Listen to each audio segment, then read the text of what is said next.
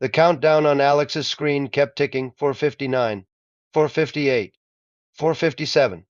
He didn't know what would happen when it hit zero, but every instinct screamed that it wouldn't be good. He grabbed his laptop and yanked the battery out, hoping it would kill the signal. But the screen stayed on. It wasn't running on battery anymore. It was running on them. Suddenly, the screen flickered.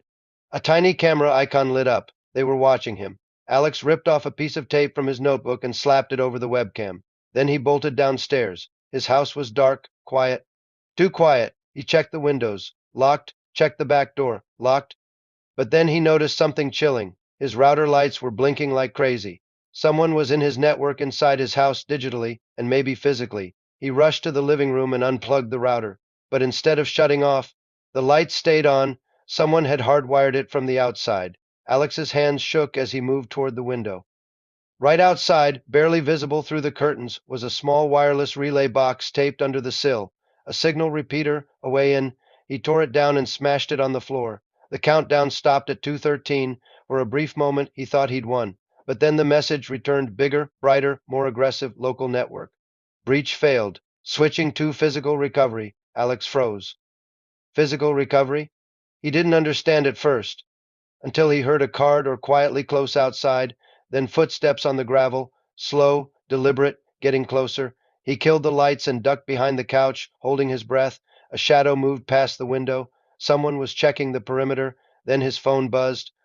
A new message from the same darknet address. "We know you're awake, Alex." His heart thundered. They knew his name, his identity, everything. He crawled toward the kitchen, grabbed his dad's old baseball bat, and crept toward the back door. But when he touched the doorknob, he realized it was warm. Someone had been there seconds ago.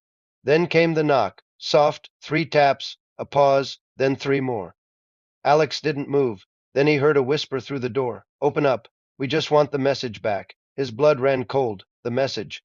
He didn't even have it. His laptop wiped itself, but they didn't believe that, and they weren't leaving without something. The whisper grew more impatient. "We know you saw it. We know you read it. Open the door, Alex." And nobody gets hurt. Alex took one step back. Then another. He aimed the bat at the door as the handle slowly began to turn on its own. He had one choice left: run. He sprinted to his room, grabbed his laptop, and dove out the window into the cold night air as the front door burst open behind him. He hit the ground hard and rolled, scraping his arms on the grass. Lights switched. On inside the house, multiple voices. They knew he escaped. Alex ran toward the woods behind his house, breath sharp, legs burning, laptop banging against his side. Behind him, he heard them shout, "Don't let him get to the police." The forest swallowed him. Branches whipped his face. The night was so dark he could barely see. He tripped, fell, got back up. Then his laptop lit up one last time, somehow still powered, running trace protocol. Live feed active. "You are not alone in the woods." Alex turned around slowly and saw a second screen glowing in the darkness, someone else's device, someone already waiting for him.